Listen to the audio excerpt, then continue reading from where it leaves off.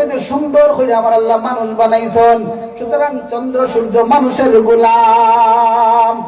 ونحشره يوم القيامة أعمى قال لما حشرتني أعمى وقد كنت بصيرا। হাসরের ময়দানে এক গুরু মানুষের আমার আল্লাহ অন্ধ বানাইয়া উঠাইবেন। তখন মানুষ বলবে, হে মালিক, ওয়াকাদ কুনতু বাসীরা, হে আমার রব, দুনিয়ার জমিনে তো আমাকে দুইটা চক্ষু দান করেছিলেন, আমি তো চক্ষু দিয়ে সবকিছু দেখতে পাইতাম, এখন কেন আমি দেখি না, আমার কেন তুমি অন্ধ বানাইলা?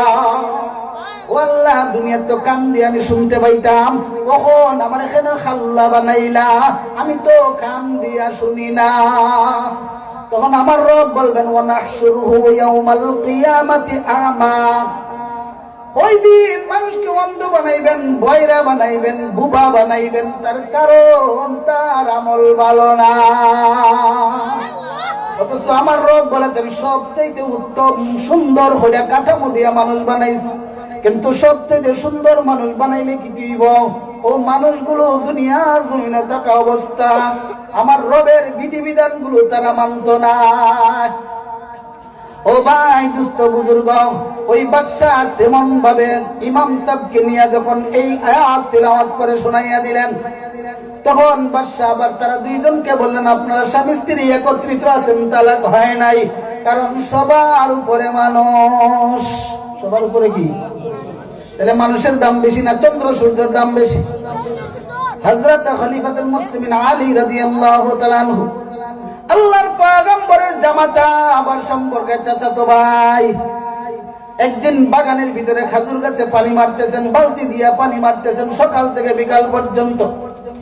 যখন নামাজের সময় হয়ে যায়, কূপের পানি দিয়ে ওযু করে সালাত আদায় করেন, কিন্তু আসরের সময় চলে যাচ্ছে, কিন্তু নামাজের খবর নাই।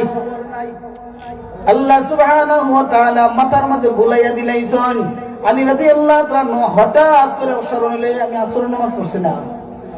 যখন পশ্চিম আকাশের দিকে তাকাইলেন, তাকাইয়া দেখেন সূর্যটা লাল হয়ে অর্ধেক খান নিচের দিকে চলে গিয়েছে, 4 ভাগের 3 ভাগ চলে গিয়েছে, 1 ভাগ মাত্র উপরে আছে।